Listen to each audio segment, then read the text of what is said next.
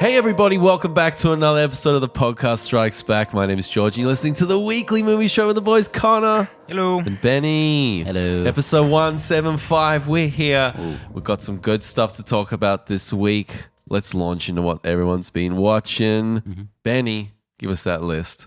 Alrighty, I've been checking out a few things on Netflix this week. We've had a couple of big releases. First up, I checked out the new Coen Brothers film, The Ballad of Buster Scruggs. I kind of want to do a review of this together. We're discussing this live on air. Do we want to do a review? I'd love to do a review. I really would like to do a review, but I'd love to hear your opinions. Yeah, so this is their new film made for Netflix. It's 6 short stories, little anthology piece set in the Wild West. Being an anthology piece, you're always going to get highs and lows. I feel like this movie starts and ends very strongly and is very long in the middle. But I kind of wanted to watch it again straight away after I finished it. The first segment, about the first 10 or 15 minutes, is phenomenal. It's like just a hilarious, gory as fuck little musical. It's beautiful. It's absolute Coens at their best. And yeah, every segment all throughout there's highlights. How many individual stories? Was it 7? Six. Okay. Yeah, they vary vastly in tone and length and everything. Do they all have that sort of stylization? I that's as much as I want to know. Yeah. Okay. Yeah, fair enough. So you haven't seen it? I haven't seen it. No, I've got 2 movies on Netflix that I am dying to get a chance to see, and that's Outlaw King, yeah, and the Ballad of Buster Scruggs. Yeah. Managed to get that out. Yeah, that was very close to not happening. Oh, that's a good movie. Yeah, I would recommend anyone at least watch the first 2 stories because it's like 2.5 hours long, the whole thing. But yeah, it's just written by the Coen brothers. They're the fucking greatest writers that are out there right now. It's poetry. It is so lyrical and just beautiful to listen to. I think that's why I wanted to watch it again straight away. But yeah, back on form after Hail Caesar, which didn't exactly do it for me, but I want to give that another go. I also checked out one we talked about last week, Cam, the psychological thriller. Is that already out? Yep, Netflix, man. At the Cinemaplex? Nope, Netflix. It's in Netflix. Are you serious? Okay, I'm watching that tonight. Yeah. So this is one we talked about last week, whereby a cam girl, her channel gets hijacked by someone who appears to be her, essentially, and just starts taking over the channel. Yeah, it's a cool psychological thriller.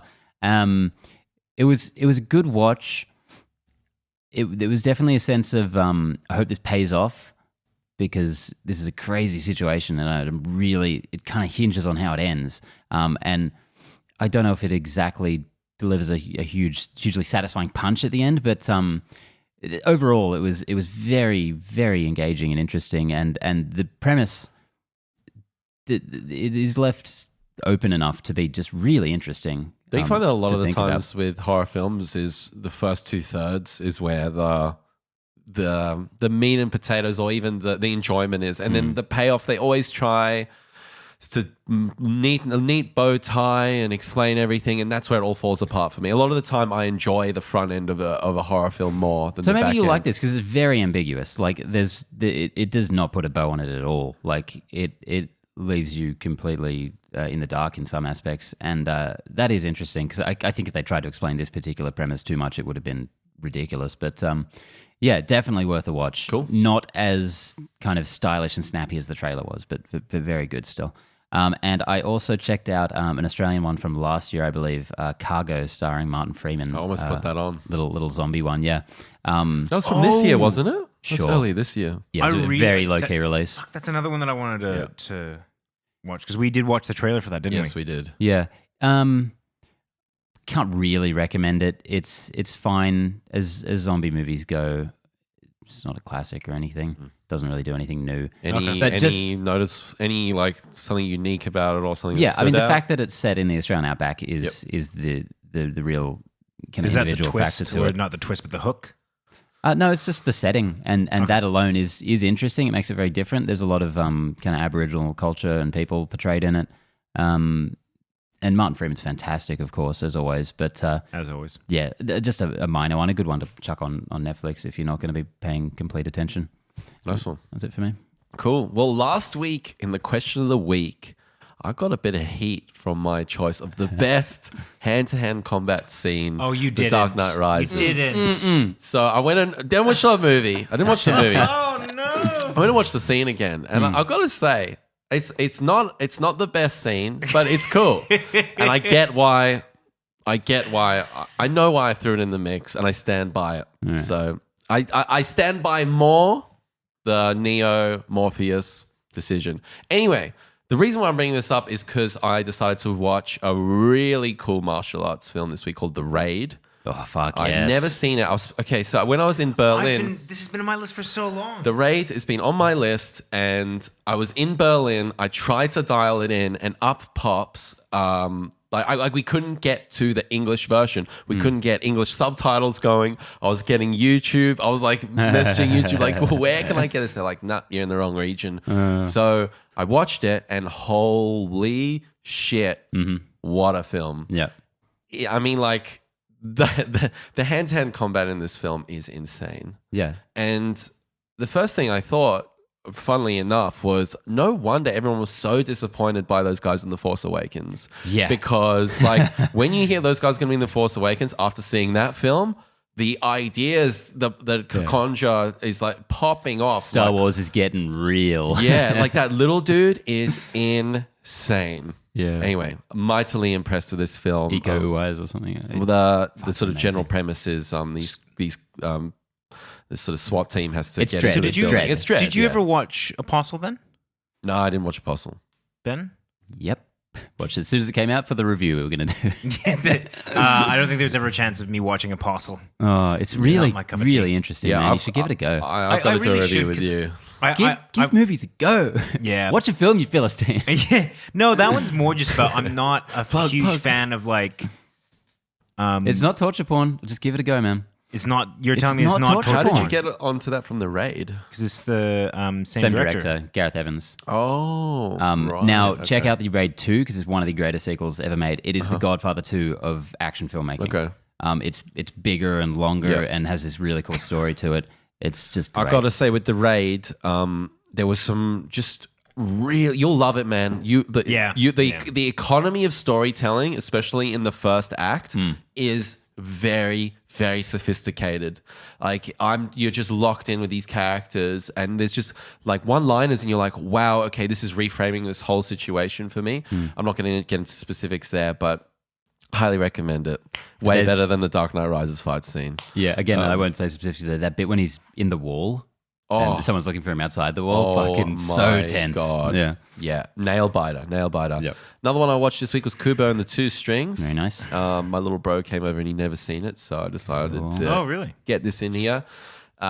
God, masterful stuff. And we've got a story about the director Travis Knight that's really exciting. So I fucking love that movie. It's one of my absolute favorites.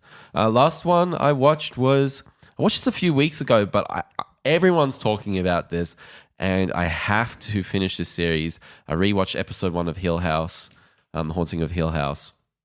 Holy shit, man. I am so impressed with the show. This will fit nicely into my first one that I was going to talk about, which was I started watching Haunting of Hill House. Nice. What do you think of episode 1? I thought it was really good. I mean, I love how the timelines weave together. Yeah. I love the timelines. I love the focus. Like, because I'm on I just finished episode 2 yesterday. I love how each episode seems to kind of focus on a different character a little bit more. You get a little bit more of a story. And every episode shows more of the last night in the house, like as it focuses on each character. Well, and the way it all intertwines by the end is just magnificent. But and not even just like it's not sequential. Like it's not like you find out what happened at the beginning of the night. Like at the first episode, you kind of find out what happened at the end of the night, and then they start kind of filling things in, and you kind of I love those kind of series that give you little clues along the way as you kind of piece them together yourself. So you just seen one, George? Yes, just episode 1. Cool. Yeah. I just feel like a lot of people have talked about it as a novel, like sort of like a novel. You know, he's got like Mike Flanagan's got this cinematic.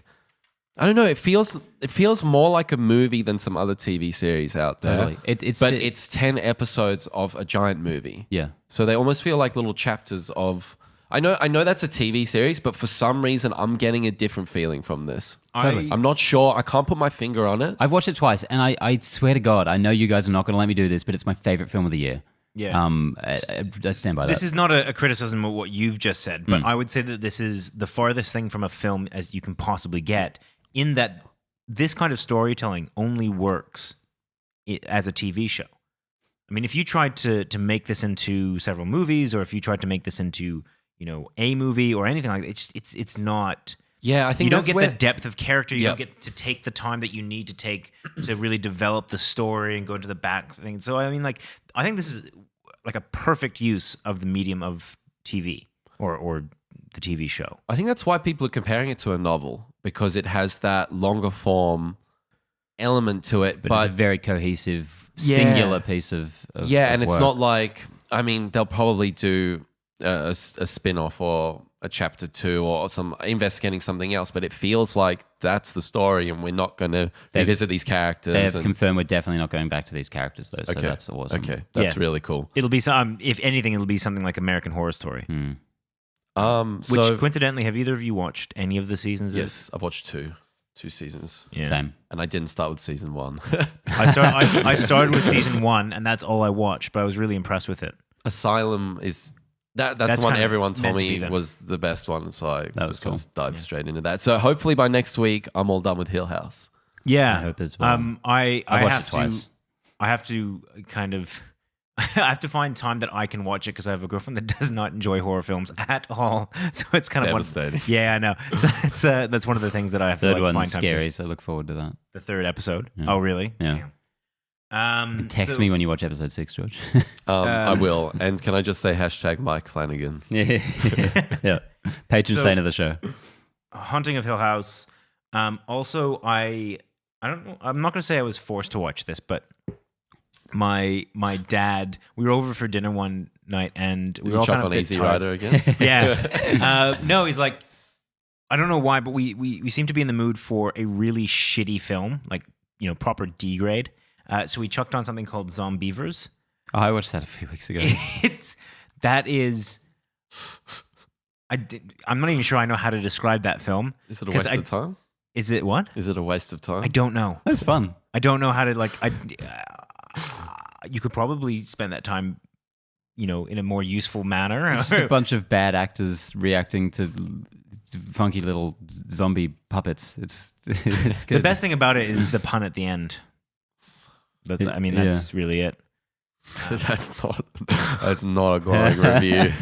No, there's no way that I can defend that film. But if you're looking for like a really average film to waste your time with, no, those can be fun. Like when you're just watching it, how bad. It's a sort of Sharknado, like really dumb. Yeah, it's that kind of style. But no CG, which is refreshing from those kind of films nowadays. No doubt. And finally, this has been kind of something that we've been doing for the last couple of weeks, is watching Scrubs. So I went through the entire Scrubs, all the seasons. Wow. This is years ago. And then, of course, the girlfriend hadn't seen it, so we went on the journey of we've been powerhousing through Scrubs. Where are you stopping? Yeah. At the last season. Oh, God. Oh. On the last two or three dog shit? Isn't that where all the characters changed? No, I'm going to watch all up the way to last season, season 8. I think I'd stop after 3. I like your style. Honestly. I could never go back. I was just thinking yesterday, because there was some Scrubs news that we don't need to talk about. There was a reunion, yeah. I'd never need to go back to that show, and I was a fucking diehard fan back in the day. I probably wouldn't, like, if I could recommend anything to you, I probably wouldn't go back to it. It's still a good show, but I feel like my memory of that show was just a little bit better than the show actually was. Zach Braff was easier to take when you were 12, I think. Yeah. Yeah, no, look, it's by no stretch of the imagination is it a bad show, but it's just, like I said, it's a little bit more idealized in my mind. Yeah, I'm always skeptical with some of those ones where I'm just like, I'm going to leave that in the past. I'm not going to revisit it. I understand why you're doing it now, but some series like Breaking Bad, I think is an example for me, is like, I don't know if I need to go back. Like, I'm just going to leave that as. But that that's gem. Also a kind of show that requires quite an investment of time and all that. And I mean, if you're gonna, you can't. How many really episodes are there in Scrubs? 4 million. What, 26 per season? 8 It's got to be seasons. like 250 God, episodes. those American shows, it's like 20 minutes an episode. Self-inflicted They're super easy to get through. I mean, I'll be honest. Like, it's 20 minutes an episode. I mean, it's you don't really have to think about too much. They have occasionally they have cool little episodes that deal with serious issues, or they kind of bring in some drama, and it's fine. And there's lots of cool little cameos from actors that they kind of blew up later. So it's fun. Sounds awful. Brendan Fraser shows up there. Yeah, a couple of times. Oh shit! I can't believe I didn't mention this. I watched the. Have you finished your list? Sorry. Yeah, go ahead. I watched the Belko Experiment as well. Ah, cool. The James Gunn written horror film. Who directed that again? I can't remember. It doesn't matter. Somebody directed it for sure.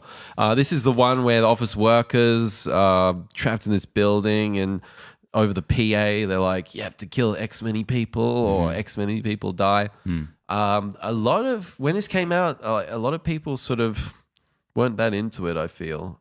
Maybe they didn't get it. Kind of a mixed reaction. I really dug it. It's a nasty little piece of work. Like, it's definitely not for everyone. I loved it because there was an insight into humanity. Like the guy, the main bad guy, I guess, he's nasty, man. Yeah. He's a nasty bad guy, and it's just very satisfying in a lot of ways. It's one of those battle royale type situations, and you get more from it than you do from like the Hunger Games or whatever. It's definitely very interesting. Have both of you seen Battle Royale? Yes. No. Love that movie. Yeah, I find it hard to want to watch those things. I kind of resist them. Like, I resisted Belko for so long. So like, they're so it's bad. Like looking into just really dark shit. But yeah, it's always fascinating when you do watch it. Yeah, really fascinating. I thought it was good. And so, speaking of Scrubs, John C. McGinley's in that. He plays a really that's why I interesting triggered. character. That's Yeah. why I triggered. Yeah. That's why I brought it up. So he is great in it. He's good. I really, really liked what he did in that film. Yeah. So yeah, I can recommend this if you're into a bit of blood and guts, and pretty chilling insight into humanity in a lot of ways, I feel. So we've got some news, we've got some trailers, we've got so much good stuff. So much. Let's get into it. Strap in. Let's start with the news, shall we? We got one here. Apple, you may have heard of them, have thrown their hat into the ring. They've enlisted Oscar-winning indie studio A24 to produce a slate of films in a multi-year agreement involving multiple films. It's unclear if the movies that they're making will be released in theaters or if they'll be on a digital platform. But this is a big dick move by Apple after following some big moves, or like a lot of big moves we've seen lately in terms of these companies getting into the production of films.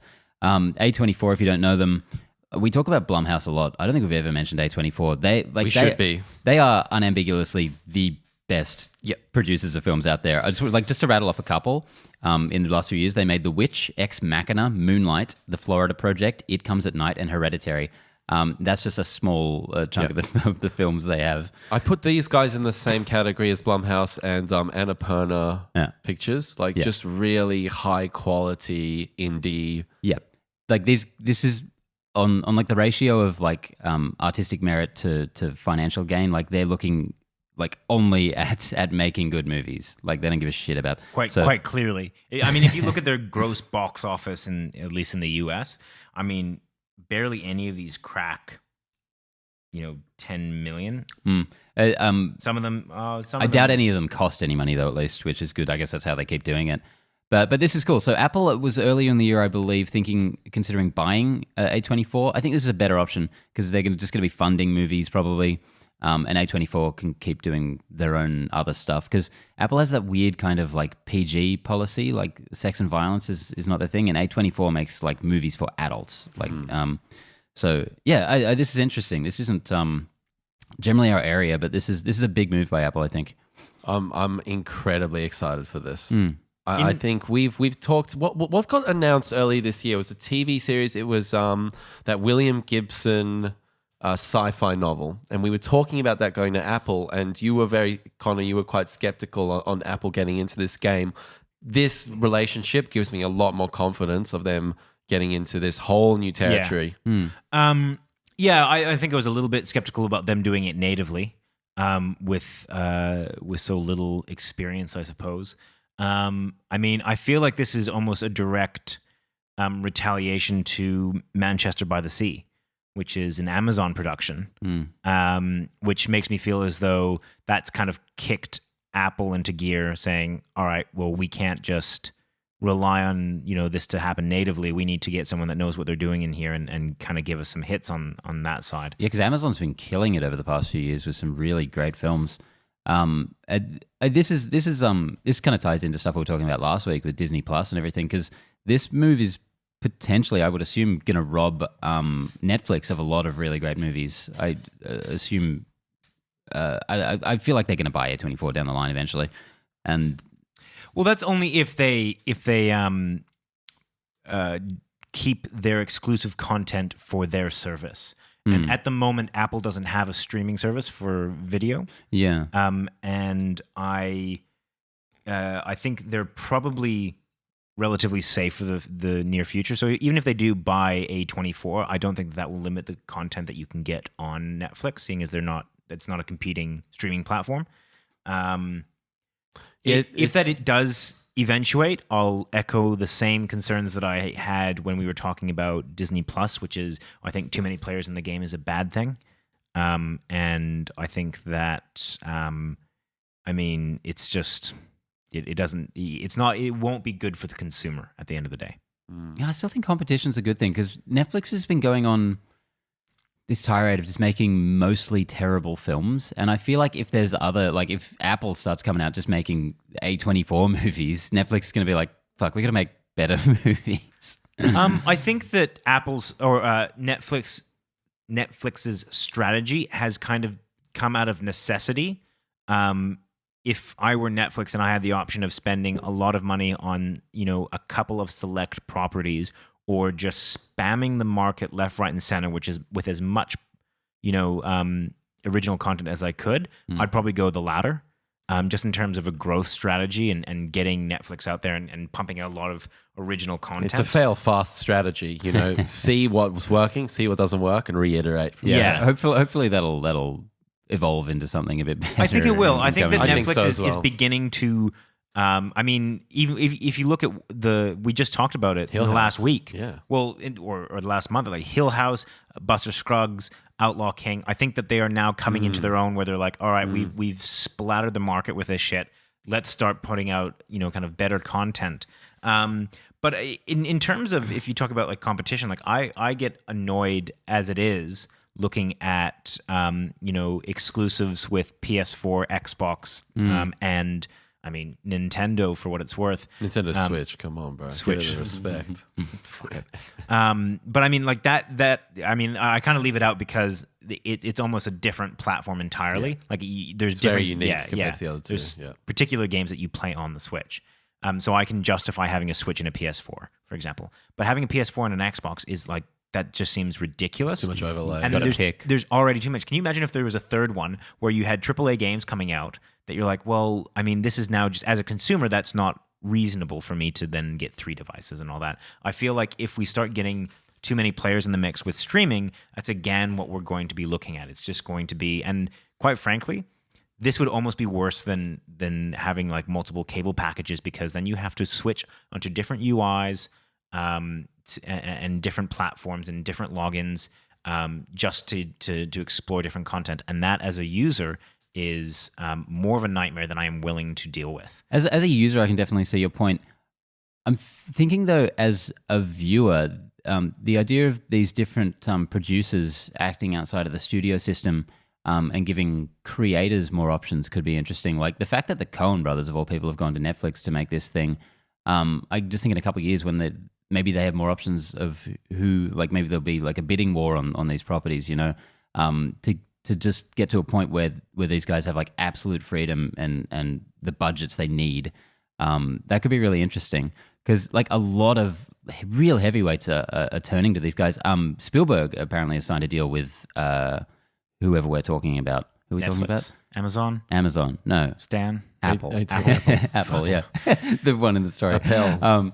Yeah, apparently Spielberg's going to be doing stuff with them. So that's insane. I think that more than these kind of platforms, I think things like I think like YouTube and that has had a huge effect as well, because I mean, whereas before the studios were the only way that you're going to get content out there, now you've got so many different platforms. So I take your point in that, Ben, is that with this many platforms out there and the ease with which you can distribute your content, it's far easier for film producers or filmmakers to get their stuff out there and therefore kind of bargain their freedom. I think also niching down as well. Like I've picked up on my Apple TV Anime Lab. That's a whole streaming platform. It's full of free anime. And it's purely for that niche. I just feel like the market is segmenting and diversifying, and Apple are clearly going for that, 25 to 44 demo. They're making more sophisticated stuff. Netflix is all over the place. I think, each one just has to choose a strong niche and double down on that. I couldn't believe Anime Lab when I got it. And this is not a plug for it because I don't like anime really, but it's a free app with just thousands of hours of anime and that comes out week of. It's airing in Japan. And the only... Like, it's all free, and if you want to go, the only incentive for going for the paid version is English dub, and I like watching the Japanese sub. And no ads, yeah, and it's in SD rather than HD, but you can barely tell the difference on most of those shows. Those anime ones, yeah. Yep. Anyway, cool. Not to get too off track, have you guys seen any YouTube Red original content? No. Do you have to subscribe to YouTube? I don't. One of my flatmates does because he hates ads, but even he doesn't really watch any of the original content stuff. They make a lot of movies, and like I was giving Netflix shit, but YouTube is doing much worse. I think. I was reflecting the other day on our podcast, and I was thinking, like, in the 18 months that we've been doing this, it's really interesting to see how much things have changed. Like, last year, I feel like it was much more traditional. Like, we were going to the cinema. Like, there was less content coming out on Facebook. And this year, I feel like Netflix. This year, we've had Annihilation, many, many, many more films and more content that I think is not just like, hey, that's a streaming movie. It's like, no, that's a legit movie, and we're going to review it this week. I genuinely want to review both Outlaw King and Buster Scruggs. But you're just looking at me. I know. I didn't want to jump in. It was too good. But what do you guys think about that? Like, have you guys noticed that trend as well? I completely disagree. Okay. I think this is... I mean, there's a couple of things that could be affecting this. For one thing, I just don't have as much time to get to the cinema. So, I mean, that kind of out of necessity, I tend to go towards streaming a lot more. But I think that the writing was on the wall for ages. I think that the age of the cinema, so to speak, unless, and I've been saying this for years, unless they focus on the experience of the cinema, they will be out of business in the next 10 years, easily.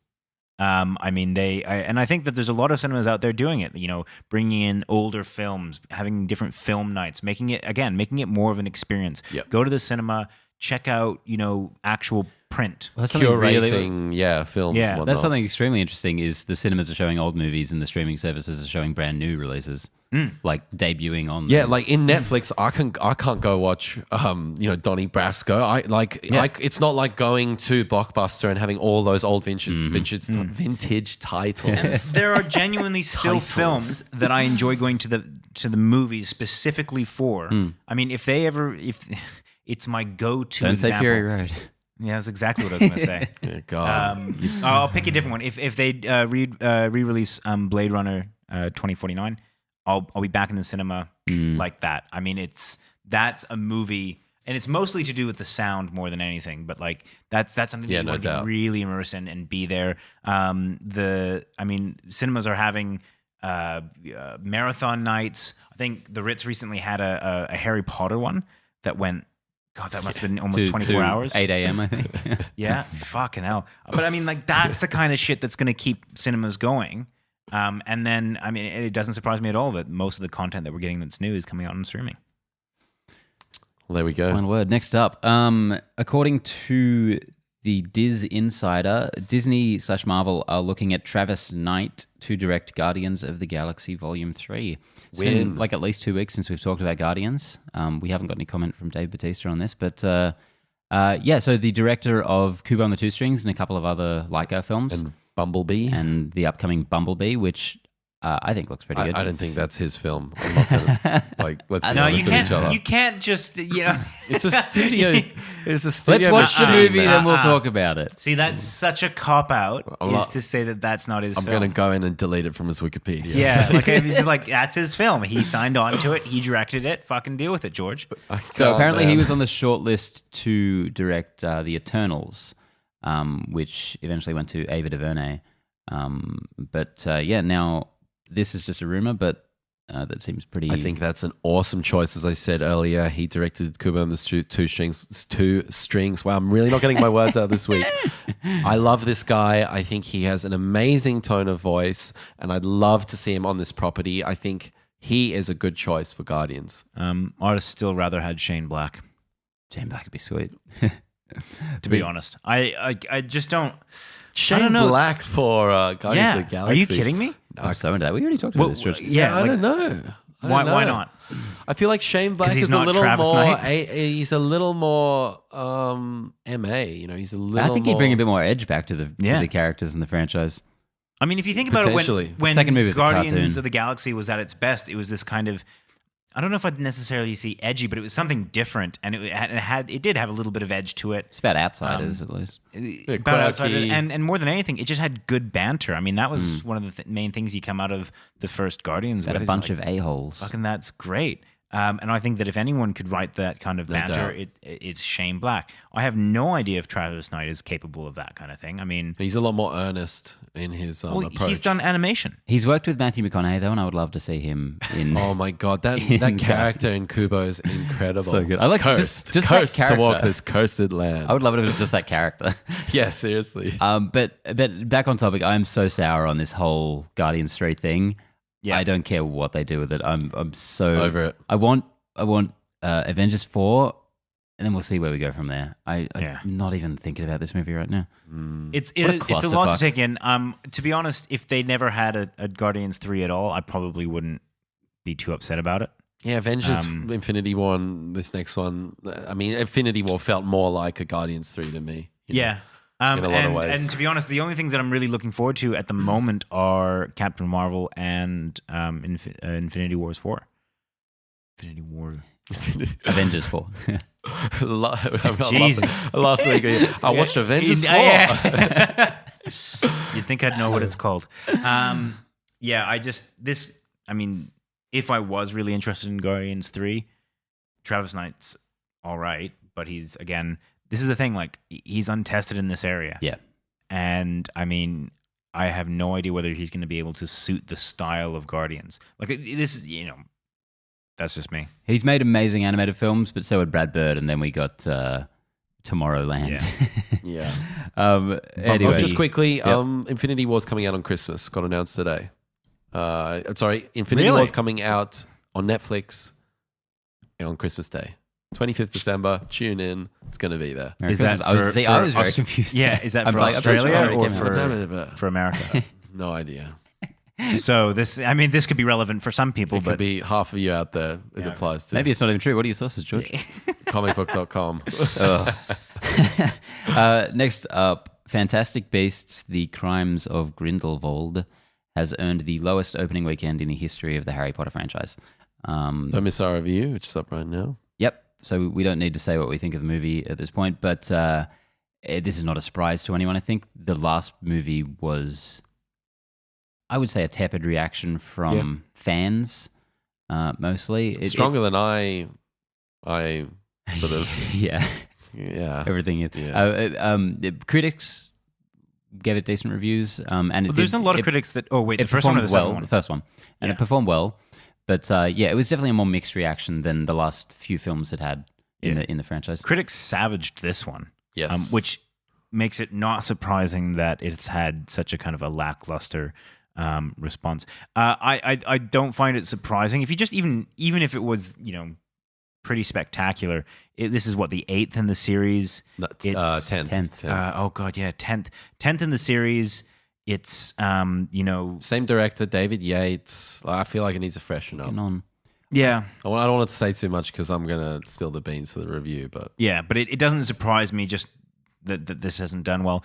It does call into question what's going to happen with the rest of the franchise because they've got another 3 movies slated for the Fantastic Beasts franchise. That I think. I'm assuming they probably have even started production on the 3rd one. Yeah. So Fantastic Beasts 3 is coming out November 2020. So they're right into it. Yep. They're pumping these out every 2 years. Yeah. So that's. I mean, it's. So just to clarify, it is the worst in the franchise. It's not underperforming, like as a film. It's doing well. It's doing all right. Yeah. But yeah, like it's not bombing or anything. But it's just not doing as well as the other ones in this phenomenon of a franchise. That it's kind of losing its. I think it's Potter fatigue. To be losing steam in the second of a 5-movie series is not good. It's not good, but it's also a series that doesn't have the books behind it, and I think that is. That's a key part of it. That's tough, man. Yeah, key part of it. Yeah, it's funny because it's written by J.K. Rowling, but people are just not. We'll get into that. We'll get into that. I've got so much to talk about. Oh boy, this is going to be a fun one. Yeah. So tune in for that. Next up, back to TV. The Mandalorian has revealed some of the cast. Pedro Pascal from Game of Thrones and Kingsman 2 is going to play the lead, the gunslinger fellow. And Gina Carano from Haywire and Deadpool is to star in an undisclosed role. Pedro Pascal, I fucking loved in Game of Thrones, and I've hated him in everything since. I think mostly just because he isn't using that sexy accent. Like, you're not Prince Oberyn. It'll never live up to that. Not to mention how scarred I was by his character's fate. Gina Carano, though, she can't act, but I still love her in movies. Haywire was so weird and cool. That's that Soderbergh one from a few years ago. Yeah, right? Antonio that Banderas. Was cool, man. Yeah, fucking weird. That was an action film. That Channing Tatum, was really cool. And she's great at action. So as long as they focus on that for whatever her role is, that's good. Yeah. Because they knew that in Deadpool to give her very little dialogue and just have her be like that powerhouse character.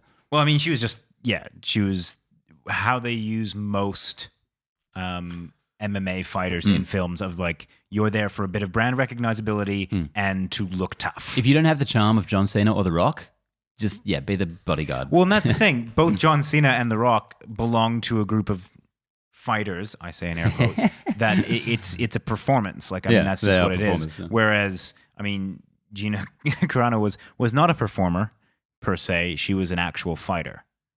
And they're not picked for their banter. Mic drop. Yeah, I mean, I've only watched season 1 of Game of Thrones, so I have very little to sort of chime in on this one. I've got to see more on the Mandalorian. I hope it's a step in the right direction. I'm really, I was thinking the other day, like, man, I need a break. I need a massive break from Star Wars. Like, I really need to like not touch anything until episode 9 comes out. I just want to leave that. I was thinking about our review and how glowingly positive I was on The Last Jedi, and I still stand behind that. But I don't want to put that movie on. I need time. I need time. Too much has happened. Yeah, it's too much baggage. Too much has happened. So I'm very like, I don't really have much to say on Star Wars right now. I'm just, when it comes out, I'll check it out, and yeah. It's all right, Georgie. We drew the curtain on George's Star Wars corner. We don't. It's just kind of become one of those things that's just like that's there. Okay, yep. It's coming. There's your weekly Star Wars. We'll see how it turns out. And just quickly, we got a fun little quote from an interview from Mark Hamill this week, which I love that guy. He's so much fun. He was talking to George Lucas. He says, there was this time I pitched Boba Fett as Luke's mother. I've always been more than willing to generously share my many, many terrible ideas in the off chance we might stumble across one that could actually be useful. At the time, I didn't even know Leia was my sister. For him, it was the only way we could top Vader being my father. I envisioned her as a double agent working clandestinely for the rebels. Spoiler alert, he didn't like my idea. I love it. I think it's so good. He mentions like he just pictured her taking off the helmet and shaking her hair out and just like Luke Skywalker. Well, that kind of happens in Return of the Jedi with Leia when she, you don't realize the bounty hunter and off comes the helmet. Yeah. Maybe that's where it came from. I love that idea. Yeah. I love it. It's nice to see just something positive talked about in, like, just Mark Hamill is still as affable as ever, which is good. Next up, this one's just for me, but I can't believe this fucking story. Marvel's Agents of S.H.I.E.L.D. has been renewed for a 7th season before season 6's July premiere. Who is the production company? Like, what is this released to? Is this ABC? ABC, okay. Yeah. This show has been on the chopping block since season 1. It did not come out to like glowing reviews or anything. No, but every season has been like an absolute nail biter of will we get another season? And there was just this study recently which I had enough self-control to not put in the weekly news, but it turns out Marvel's Agents of S.H.I.E.L.D. is Marvel's strongest brand. In terms of a survey, like a huge survey they did testing like brand satisfaction. It's their strongest brand. Like it absolutely demolished all of the Netflix stuff and the movies somehow. It's insane. It's really crazy. But it's one of those things. It's because it doesn't get great ratings, but no one watches it on TV. It's not something that does well on the Nielsen thing or anything. Like I certainly don't watch it on TV. I have my own methods, but the people who watch it love it to fucking death. And like I was shocked we got season 6 and now 7's coming out 6 months before that. This is the best news I've ever Do you think it's like that scarcity, like, fuck this, like the fact that everyone felt like this could be the last one? You know, everyone's even more invested, you know, because they're like holding on to it, you know. Yeah. This could be the last one. Yeah, I don't know. I honestly think this study was just a huge thing. Like they realized how valuable this brand actually is to people. Speaking of that, that, on it because you've heard the way I talk about it, and that's how so many people feel about this show. Yeah, right. Funnily enough, Netflix released a rare glimpse into their top performing properties, and Daredevil is up there. Okay. It's definitely in the top 5, I think, if not number 1 for last week. Nice. I think Haunting of Hill House is up there, and Sabrina the Teenage Witch, I think, might actually be first. So is that like a 2018 thing? Or? No, that was just like a recently. They just kind of said like monthly. Yeah. Yeah. Okay. They just kind of released the stats. I heard that somebody has pitched season 4 Daredevil to Netflix, so that could totally derail my opinion that it's all going back to Marvel, and there'll be no more Marvel on Netflix. So we'll see what happens there. Yeah. Anyway, I'm excited for that. Next up, despite recent reports to the contrary, there is no existing script for Alien Awakening. None? There was stories this week that the script had been completed, and that's after Covenant underperformed a lot. No one thought we were getting another movie, but this is a very reliable source apparently from my favorite film site that says that there's just no. What's your favorite film site? Birth Movies Death. Okay. It's good shit. Yeah. But so apparently there is no movement on the next Alien film at this point. What do you guys think? Did you guys want a trilogy to wrap up the Prometheus saga? I do. I think, despite everything, and I know that Prometheus, although it hasn't been mentioned in a while, it has been a while. Yeah, has been a point of contention between us. We're going to take off the sign. Yeah, no Prometheus mentions in 0 days. We should do another review. Just do it every 24 months. Do another review. Yeah. I think, despite that gorgeous film and getting a lot of shit, that overall they're fairly solid films. I really like Covenant, and Covenant is a good film with a bit of weird shit in there, but for the most part, I think it's a good film, and I see absolutely nothing wrong with having a trilogy of those films. Like I wouldn't be upset at all by that. My feelings on Covenant have run the gamut, but when I was thinking about it, reading this story, I'm like, I can sit through that again, and I will always sit down to watch a new Alien film. Like, I don't care how good or bad it is. Like, that series is up and down like fucking crazy. I would love to see the conclusion of Michael Fassbender's character, David. Yeah. Because he is the heart and soul of that, those two films. And I just want to see, I'd love to see it all wrapped up. I know I have my issues with Prometheus, but I really would like to see this all completed, done. So then we can get the Neil Blomkamp Alien 3. That's what I was about to say. The sooner they wrap it up, the sooner they can do something else with the franchise. They will, after the success of Halloween, there's no doubt they're going to move and the success on that. of The Predator. But the Predator, no, you son of a bitch. Now let me rebut. 8 minutes later, It's not 8 minutes. He shut down and had a reboot. He's like, okay.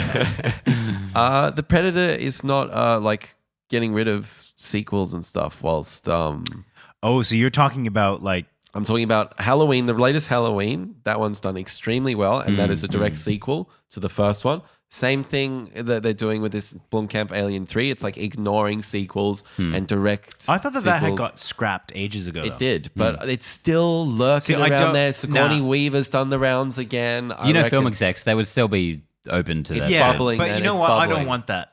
I don't want that. I think just stick with the kind of the story that you have. Like, I mean, just own up to the universe that you've created. Ripley, Newt. Fuck Sorry? that. No, I would like them to move on to something different. I would honestly, more than anything, I would want AVP3. Oh, Yeah, I mean, bring like- it. But I think this is- AVPVT, get the Terminator in there. Let's finally do I think this this shit. is too solid or not solid, but this franchise has been too solidified to then just say, by the way, none of that shit happened. Here's number 2. I think that's silly.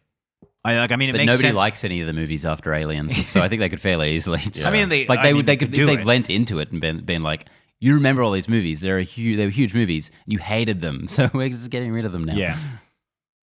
I mean, it could, I suppose. But I'm I into it, man. I'm really into it. And the cool thing is those movies are still there. You can still go enjoy them. And it's like these interesting No, parallel delete all timelines. copies. Commit. Burn them. Where's the bonfire? All right, and we have one final story, which I think Connor can take. Is this your story? That's Nope. me. Okay, so George can have it. Yeah, you want me to have it? I do. I this is a funny one. Hmm. Oscar Isaacs explains why filming Xmen Apocalypse was excruciating. Watching it was excruciating. Yeah. so that's Yeah. good to hear. We're with you, Oscar. So really, like, it was less so. His comments were less so. The excruciating element of filming was less so the character and the script and the direction, but more so the horrible suit and latex that he had to wear. He had air conditioners packed in there, and he was just having a terrible time. So I think really it limited him. It limited him as an actor. He had so much rubber on his face that there's no expressions. You can see that in the final product. All the voices overdubbed. Learning. Yeah, I just wanted to throw this in there because we always have a laugh about Apocalypse. And I'm always really fascinated to hear what actors think about their roles, and particularly what they think of films that they've been in. that are kind of crappy. Well, yeah, I mean, that's why I think it's so entertaining to see Ryan Reynolds shit on his previous films, particularly Green Lantern. Like, I mean, he's merciless with that film, but he leans into it like heavily. So I'm always interested to see whether actors and in particular directors stand by films that they've made, or if they kind of throw them to the dogs, so to speak. I won't be revisiting this film anytime soon. Yeah. All right, cue next segment. What time is it, George? I was waiting to see how long we could stretch that. It's trailer time. Woo! Woo! Hey. First up on our trailer list is the final trailer of Aquaman before we actually get to see the Trailer film. number 17. So and that doesn't surprise me at all that they've kind of gone full bore with the marketing on this. It's warranted for this brand. Yeah, they I need mean, it. They really need this to be a success. They need some numbers on the board if they're going to continue with the DCEU. Despite every warning in my head and my bones and my heart, I'm really excited for this film. I'm with you. I have a certain amount of faith in James Wan. I like Jason Momoa. I get it. Lake, water, Aquaman. That's exactly what I was going for. Amazing. And to be honest, I like the look of this film. I mean, it does look fairly CGI heavy. I don't know how else you would do this film. So I think that kind of gives it a pass, at least for a little bit. And the CGI doesn't look altogether too terrible. Some of those scenes where he's younger and they're like fighting on the beach, I'm like, this looks like Tim Burton's Alice in Wonderland. Yeah. You know, that green screen composite flat look. Yeah. Regardless, it looks epic. Like there's a lot of shit in this. Yeah. Like we've got stuff underwater, we've got flying stingrays, we're above water, we're in submarines, we're here, there, everywhere, young, old, Jason Momoa. Jake the Muss. Yeah. Like this is going to be... George's response to it. Oh, look, it's Jake the Muss. Yeah, what's his name? Jake what? The Muss. For anyone that doesn't understand that reference, there's a Kiwi actor that was in an old movie called We Once Were Warriors. Check it out. Yeah, it's a really good film. Very, very intense. Has some very intense themes in it. Jake. It's my little... Just quickly, if we do have any international viewers who don't know, most Australian films kind of suck. There's a handful you can look up. They're very well known. Check them out. Most Kiwi films are really good. Yes. Check out New Zealand film. It's really good. What is it? Black Sheep, I think. Oh my God, yes. So good. Yeah.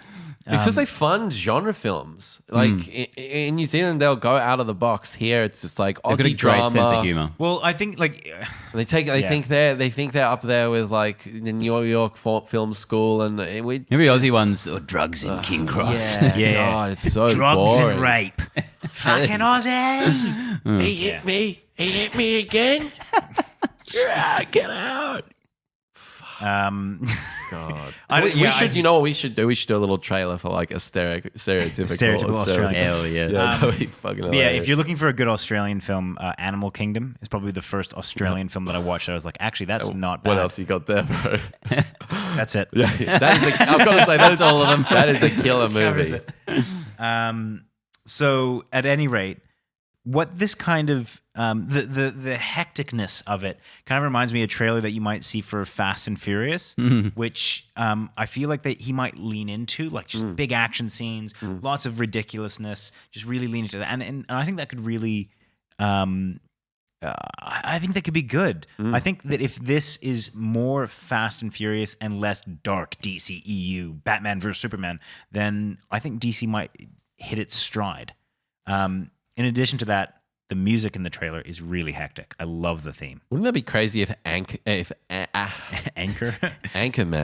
if Aquaman steadied the ship? I mean, that would be nuts. That would be insane. Yeah. I mean, it's already too late to salvage, but But I mean, like, what I don't want is for this franchise or the shared universe to limp on. So we had I was going to say America Woman. That's good fucking Lord. Brain farts everywhere, man. Everywhere. Wonder Woman. Wonder Woman. Fuck, America Woman. We got Anchorman and America Woman. The DC cinematic world of characters. No, they kind of saved themselves with that. Like they bought a little bit of goodwill and then immediately squandered it. I don't want Aquaman to come out and be good or good to the same level that Wonder Woman was and then immediately go back and do a shit film. It just kind of like drags the fan base along on this horrible roller coaster. I mean, I watched on YouTube, there was a suggested video, and it was the fight scene with what was meant to be Dark Superman. And so I watched, I had to watch it in between my fingers over my eyes because it's so bad. You mean for Justice League? Yeah. Yeah. That movie was horrific. It was so bad. Steppenwolf. Oh. You remember that character?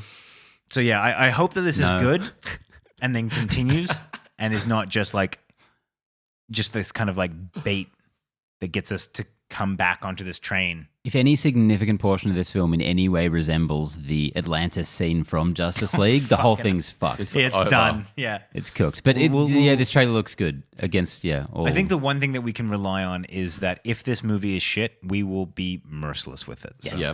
Final thing is this one's coming out 5 days early on Amazon Prime.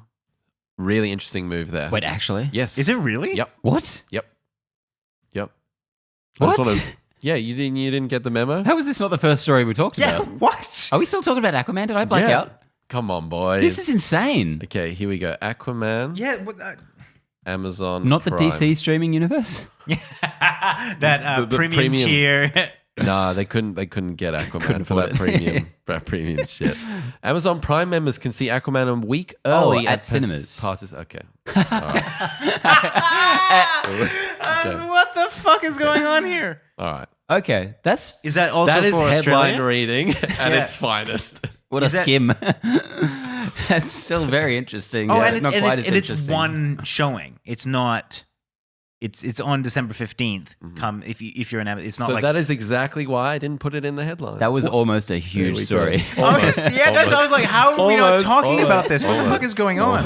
Wow. Okay, that makes a lot more sense. Jeez, you can't. You've got to stop just saying random shit. Yeah. No, keep it up. Flapjack squirrel. That was the most exciting story I'd heard all year. Yeah. My brain was actually, he was working in overtime to try and understand that story. I was like, there's no way that they've just unleashed this a week early on Amazon Prime. I was like, I don't understand. Like, Avengers 4 is on Netflix right now, actually. Avengers 4. If you search for I've it. seen it already. Bro. yeah. That's how I found it, yeah. It's actually on Stan. They really, Nah, fuck off. No. Seriously, never bring up Stan on this podcast ever again. It's been on there for 5 months, but no one goes on Stan, so they don't know about it. Yeah. I'm actually They're trying to navigate the UI to find it. Like, I just want to search for a movie. Urge to Kill Rising. Yeah. Oh my god, it makes me so angry. Actually, you know what? I'm thinking of picking up Stan for Hannibal, the Mads Mikkelsen. Worth it just for that show. Grails, mate. Grails. Yeah, just get it for like a month and then fuck it off. Yeah. The second trailer we have was Once Upon Deadpool. I don't know. I kept wanting to say Dumbledore. I don't know what's going on with me today. Once Upon a Dumbledore. No, Once Upon a Deadpool, which is the PG-13 release of Dumbledore. Deadpool. Dumbledore 2. God damn it. Is the PG release of Deadpool. This seems to have happened really quick. Like I don't know in my mind that this was still like 6 months away, and it's There's here. only 6 weeks left in the year, bro. Don't tell me that shit, man. I'm just gonna get stressed. So I liked this trailer. This trailer was great. It's got one of the best jokes in it, I think. Yeah, I said that the trailer that the joke that caps off the end of the trailer, I think is the best joke in Deadpool 2 already. And genuinely savage. Yeah, it's so good. There was a joke similar to that in the Deadpool trailer. I'm trying to remember what it was. It was a really good line. I think this is better. Yeah. I remember being really lukewarm on the Deadpool 2 trailers, apart from the look of it, and then very lukewarm on the film itself. But this was the best trailer I thought of the bunch. Yeah, we talked about this when you a couple of weeks ago when you weren't here, Benny. What's your take on this whole Deadpool 2 reimagining? Like, do you think that I guess what I'm trying to say, the question is, how different is it going to be from Deadpool 2? It's going to have to be fairly, right? Like, that movie is not fit for PG-13. I don't know what they're going to do with it, but this is the third version. Actually, the more I think about it, like, if they cut out a couple swears. I mean, I could see them. I can see. You ever watch Craig Ferguson when he did his late show, where anytime he swore, he goes "ay caramba." Yeah, I can see them doing something silly like that. Like every time he says something inappropriate, it's just "ay caramba." Well, Deadpool's easy enough; you can just dub over him. Yeah, but, I just feel like they're gonna have to cut out a lot, and I guess the framing device is gonna pad it out a lot. But I think from a business perspective, it's a fantastic idea. And especially the charity angle they're going for. Yeah, I'm really interested to see how different it is from the original and if this whole experiment works. I want to give it a go. I really do. It worries me though. If that experiment does work, does that mean that a lot of studios are going to be like, let's take our MA-15 film and make it PG-13? Of course. And to be honest, that could go both ways. That could be good in the sense that studios are more willing to create MA-15 and even R-rated films because they know that they can also release something else that appeals to a different audience. But I think there could be a negative effect whereby we'll start getting PG-13 versions of everything, and I think that is a bad idea because some films need to be like. Can you imagine having a Tarantino PG-13 film? I mean, they do on like airplanes and shit. Well, I mean, imagine if we had what's that what's the Die Hard like instead of yippee-ki-yay motherfucker, he says something mother buckets or something. Oh my god, it's so clearly not Bruce Willis. There's the snakes on a plane version. He's like, I'm sick of these Monday to Friday snakes on this monkey flipping plane. Yeah, it's dreadful. It's just absolutely dreadful. Yeah, but I could honestly see a point where you get simultaneous releases. Like you go during the day, you can catch a PG-13 version of a film. You come at night, you can watch the. So I was going to say just then, like, what if we'd had Venom? We could have had two versions of that. And I would have, one of my biggest things I was shitting on about in the preamble was execute the vision. The scripts are execute the vision. And so I have the option to go see that vision, and then the kids can also go watch. It'd be like and having they get bums in seats. But I guess well. that's maybe this is just me being kind of, I don't know if I'd say purist, but I just feel like if you have a vision for a movie, you should, as you said, execute that vision and put it out there. I don't want a director thinking about how am I going to cut this two different ways. But that wouldn't be the director's problem. I think. I think it would be. I think that a studio would I don't come think to so. I think producers come in and hack it up. That's the thing. Like, that's it. Yeah, but that's the version we so often get. Whereas this would be essentially a case of getting a studio version and a director's cut at the same time, like an official. I have a cut, feeling really that, cool. like, for example, I don't think you could make a Tarantino film as a PG-13 film without ruining it. That's going to the far end of, Yeah, like, I mean, of the rating I think system. kind of more of an Deadpool and Tarantino, they're different realms. So like in your sort of classic indie film, I agree with you. But like these more commercial IPs, I see. Like it's not like we haven't had the unrated director's cut on Blu-ray release. It would just mean more of a simultaneous. And it wouldn't be any fun for kids, but you could totally have a version of Logan that isn't full of violence and swearing. That'd be boring. Well, I mean, the movie's kind of boring anyway, but you Through the head. Yeah, like you could just cut around the violence the same way they do for the previous 23 Wolverine movies. Yep. You know? God, I remember that first scene of Logan. It's sitting in the cinema just being like, "Oh, What the fuck? this is happening right Fucking now." love that. Yeah. There's some movies that you watch and the first 5 minutes like so sets you in. Strap Yeah, in. it's literally like putting on the seatbelt and be like, fuck, let's yes, go. I'm in. Alrighty. Let's do Let's this. go. Yeah. Mad Max is a good example. One of the 3 movies you've seen: Gladiator, Mad Max, Ninja Turtles. Ninja Turtles Out of the Shadows. So Running joke. Okay, so I was. That was what confused me last, because you were like, I was saying that I don't know why you guys are talking about Out of the Shadows. Like I don't watch that film, or like I've seen it and something like that. That really confused me. I wasn't thinking of Teenage Mutant Ninja Turtles. I thought you were talking about a movie called Out of the Shadows. Oh, and I was like, because No wonder I you were was so like, what the confused. fuck are you on about? Like, I mean, like, oh yeah, it was weird. yeah. There's also a movie called Out of the Shadows, so Not the one we were Have you seen referencing. it? maybe. I watch it all the time. Yeah. Do you have 2 screens? You put 2 TVs in front of you. You play Teenage Mutant Out of the Shadows. And Out of the Shadows. Out of the Shadows. So I'm on board with you now. Gotcha. Just as one final tangent, have you No. guys seen Red Letter Media put on all 3 Transformers movies? They play all 3 TVs, and they play at them the same time. It is hilarious, and it's so interesting how the beats of the film are basically the same. Line up, yeah. Oh yeah, Yeah, of course. it's That's fascinating. cookie cutter shit if I've ever seen it. Hilarious. Anyway, They even reuse actual scenes from previous. yeah. Well, like that's just yeah. Oh no, that was the island. He used the island. No, I think he's used some actual scenes from Probably. previous ones as I well. wouldn't dispute it. Anyway, this I is watched a trailer YouTube time. video. Next trailer is Dumbo. My comment after seeing this was that it looked startlingly like, or at least the tone felt like Australia. Baz Luhrmann. Baz Luhrmann's Australia, like very kind of polished, theatrical. It's not a style that I particularly like myself. No, it's like that Tim Burton's modern kind of Alice in Wonderland look. Yeah, and oh, fucking Alice in Wonderland's a whole other kettle of fish. Yeah, this film.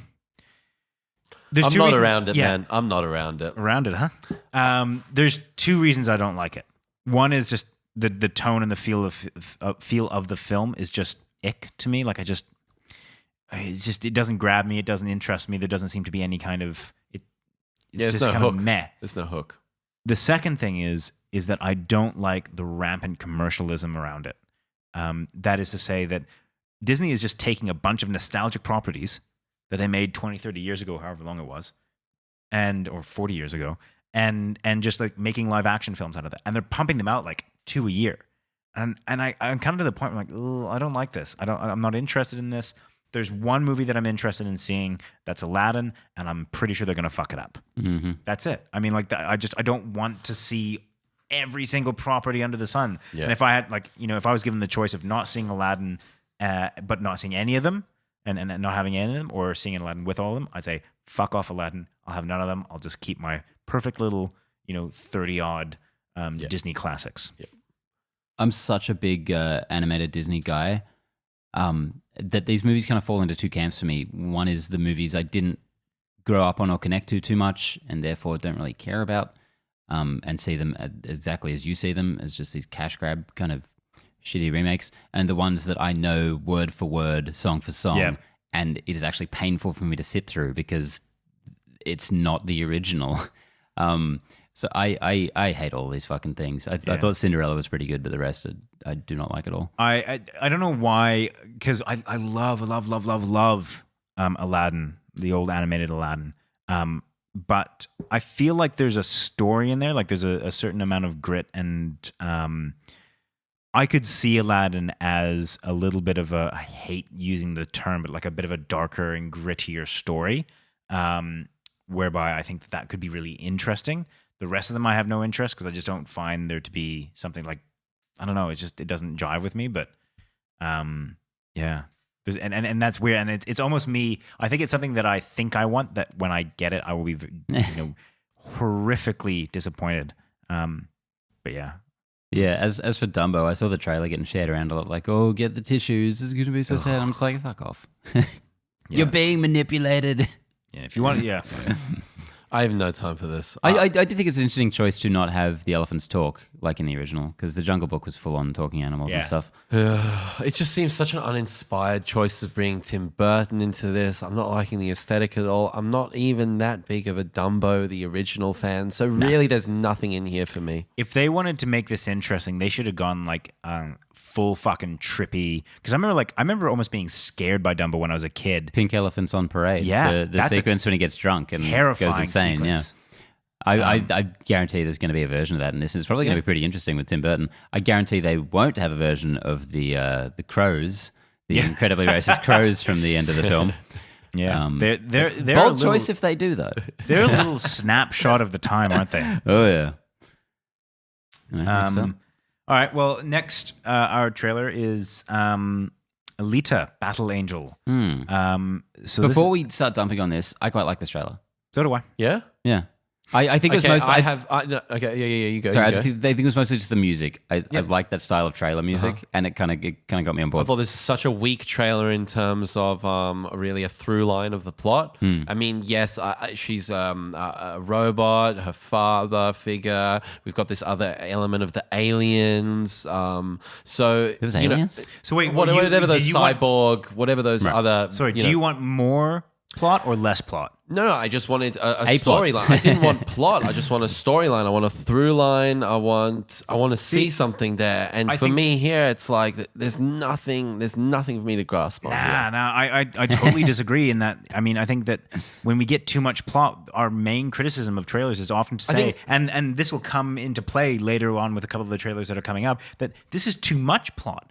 Like, I just want to get a feel of what this is about. It's hard to even get a premise from this trailer. The premise, though, I would say. Yeah. So but I know, like, there's a clear distinction between, in my mind, and there's a great video of Martin Scorsese talking about this, of plot versus story. You know, plot is the actions that happen, and story is the intrinsic narrative that happens to the characters and the development and growth that they go through. So yes, while there's a lot of plot, it's a girl in here, that's raised by a father figure that finds out that and what's she going? Where's she going? What is she doing? What I mean? How much do you want? Like, I mean, you get I want something the that grabbed beats. me. Nothing grabbed me in this trailer. Do you know what I trailer. think it is? I genuinely think that you don't like the look of the character. I don't like the look of the character. You're finding things to shit on this. Yeah, I don't really like the look of the character. I don't like either. the look of the character. What else is there in this that really but no, grabs me? I really would say there's no hint at the story of this film. Like there's just the She's just fucking there's like her. the cyborgs up, and I'm like, where are we going here? Like, I don't think it really gives you what it's about at all. I mean, it talks about the fact that her father lied to her, that she's trying to figure out who she is, that people are after her because she obviously has some kind of like. I mean, there's enough there to kind of piece things together. Yeah, I think you're taking what I'm saying a little too literally. I think you got to stop looking at cats while we're trying to watch I will trailers. not. Guys. I will never. Cats are way more interesting. Yeah. Yeah, I'm really not pumped for this. But yeah, I thought this was the best trailer so far. I think this is the third one. It's not. It hasn't grown on me, but it's growing on me. The look of it and of the characters. I think Ed Skrein looks interesting as that weird fucking mohawk cyborg monster. And she is. I don't know. I could see if the film's okay, me liking her and being okay with her look afterwards. And I think the CGI on her is very accomplished for the most part. It's entering that uncanny valley area. Yeah, where there are elements where her body doesn't quite look right, but a lot of it looks really good. Yeah. The body or the eyeballs?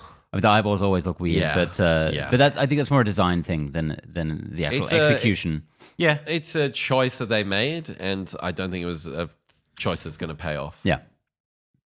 I think they should have gone I think it's a real human in there and maybe augmented it a little bit like Ex Machina or something like that. They could have gone down that path and it would have sold the character. Well, see, I'm always rooting for Robert Rodriguez, and I actually haven't seen many of his films, to be honest, but I like the way he makes movies, and I don't know, hopefully this is all right. All right. Well, moving on, we've got Toy Story 4. This was a trailer that kind of released... as we were recording? I'm pretty sure because I went home after we recorded last week and saw this. I was like, motherfucker. Yeah. I loved this trailer. This is Key and Peele doing their Dorman skit, which I think is... I mean, I think that's funny for people that don't know the skit. I think it's fucking hilarious for people that do know the skit. Do you think they're going to be main characters in the? They are in the movie. Okay, cool. I don't know if they're main characters, but they are in the movie. Yeah, I thought it was really funny. I'm always keen for some Key and Peele. Second time watching it today, I was still like, okay, yep, it worked better the first time, but I don't know, man. Like Key and Peele are funny. Always. I don't like this as a trailer at all. Just having these characters doing a pre-existing, already good sketch is really weird to me.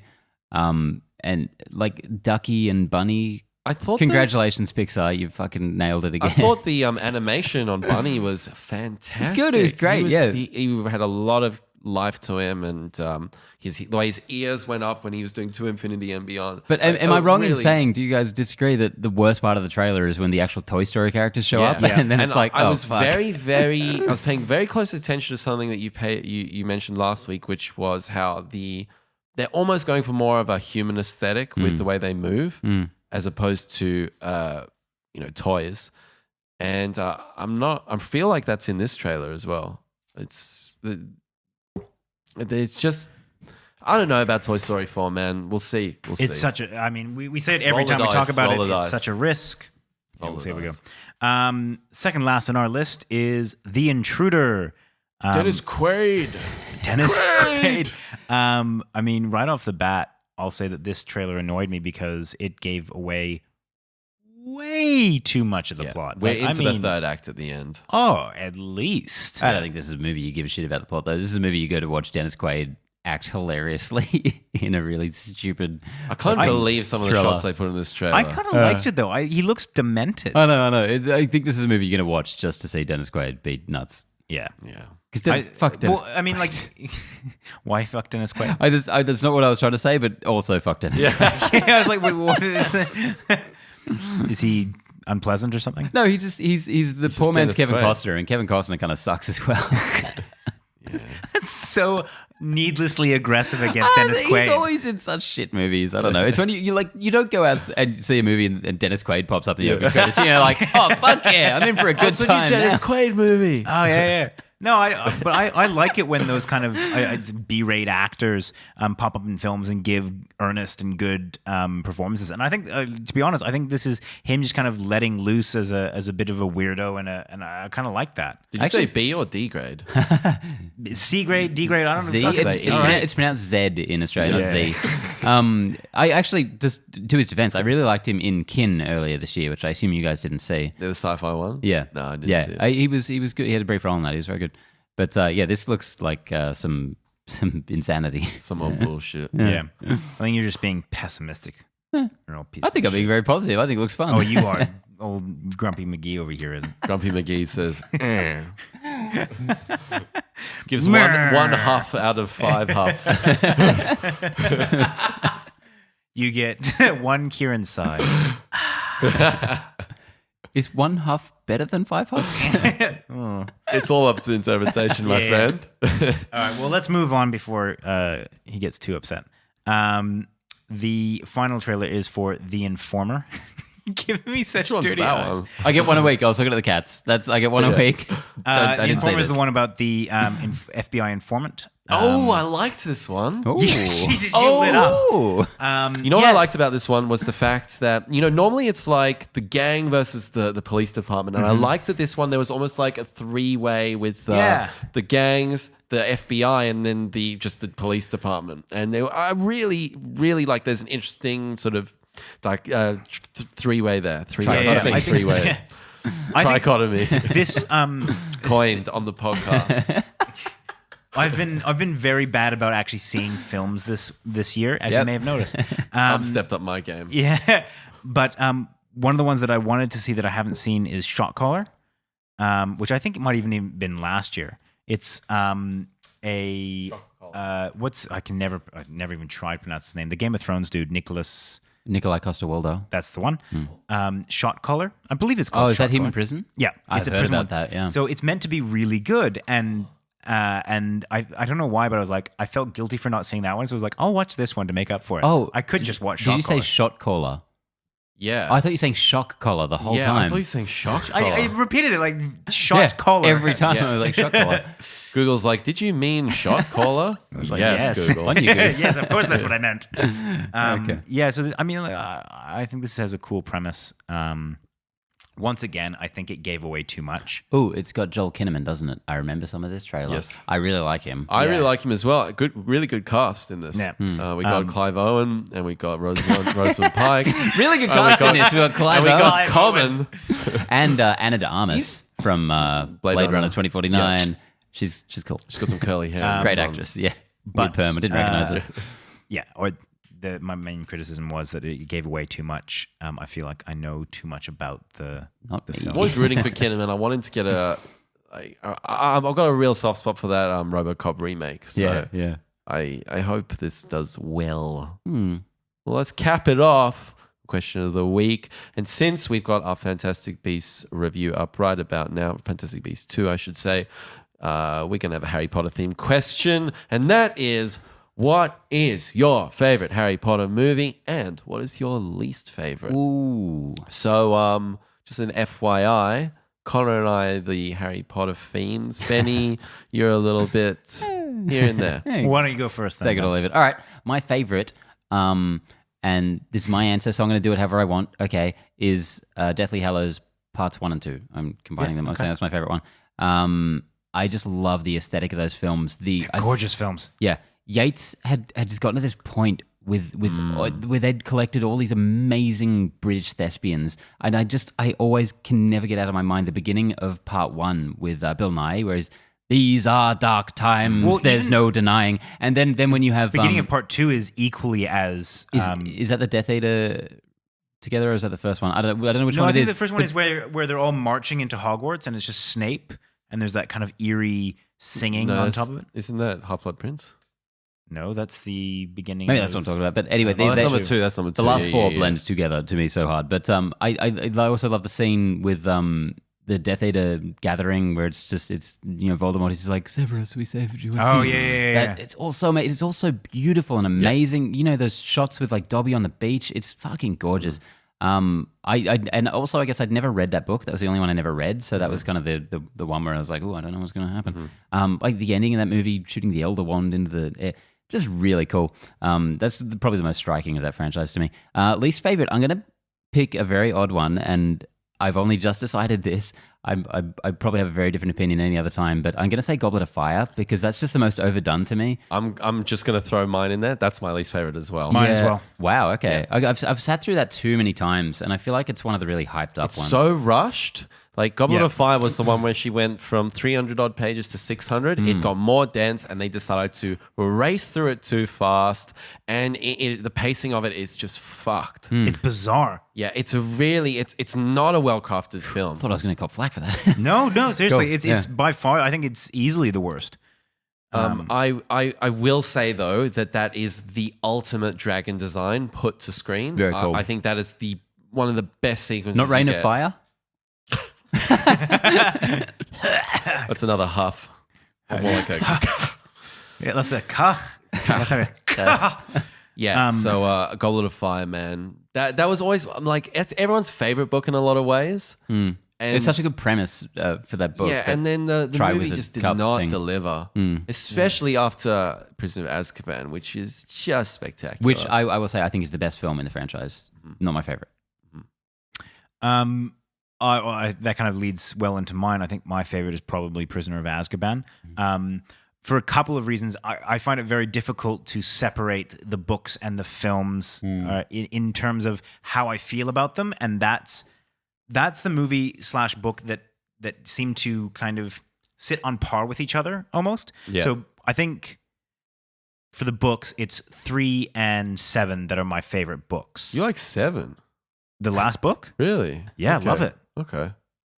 Yeah, I'm just trying to think. Like I always get confused about which is which. That's one of my least favorite books. Oh, I absolutely like. There's some very particular reasons why I love it, but really, really, really love that one. I think 3 probably fits the closest to how I feel about the books. Maybe I'd say 6 is my second favorite. The film? Yeah, I really like 6. That's my favorite. Yeah. Yeah, And I Half-Blood think- Prince, I think, conveys the being a teenager and the high school element the best. There's the romance, they really nailed it. It's David Yates' second film.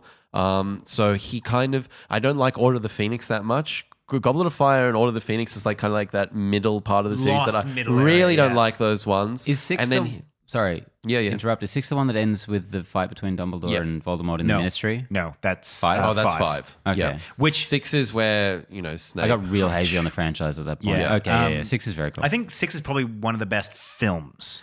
Like just as a beginning to end, a well constructed, well made film. and superior to the book. I didn't like the Half-Blood Prince book. I don't think any of them are better than the books. Not by a long Another thing shot. I love about that one is the sepia color grading on it. It has a really distinct look from the other ones in the franchise. They went back to a cooler blue sort of hue in Deathly Hallows. But yeah, Half-Blood Prince, man, I think that's really underappreciated. But it's cool to hear that you like that one as well. Really, really like that one. I'll make some mentions about the franchise. 4, I hate it as a movie, or I don't like it as a movie, but I also really hate how they adapted the book.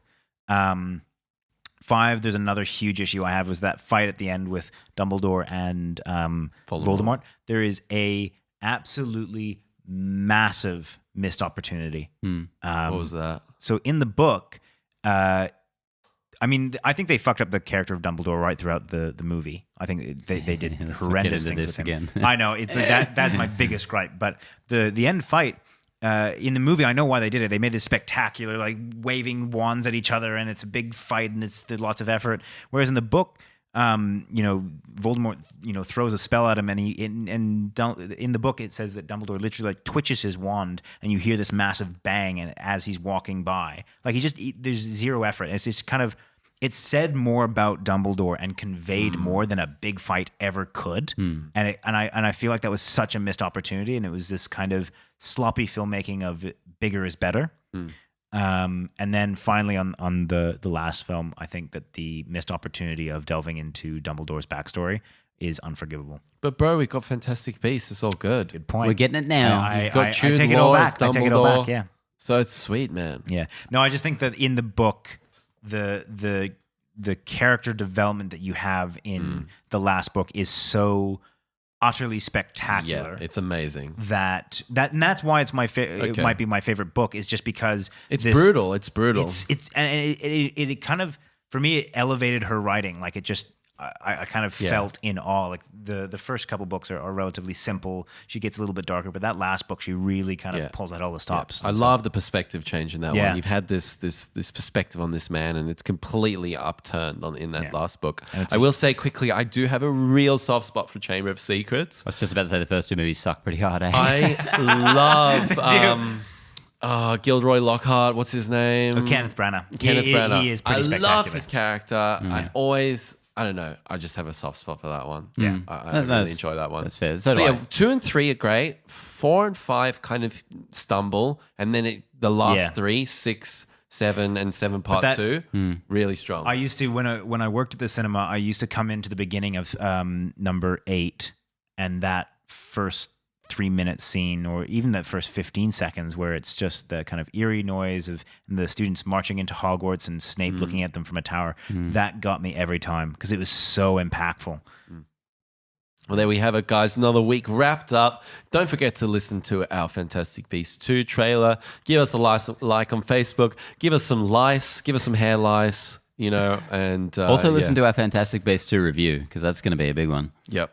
And YouTube, we're there. Everywhere. Yeah, I said something else. I know I said something else. But we're just running with it. And that's the end of this. See you next week, Connor. Catch me. See you next week, Betty. Bye. Hopefully I can string my sentences next week together. Sentence.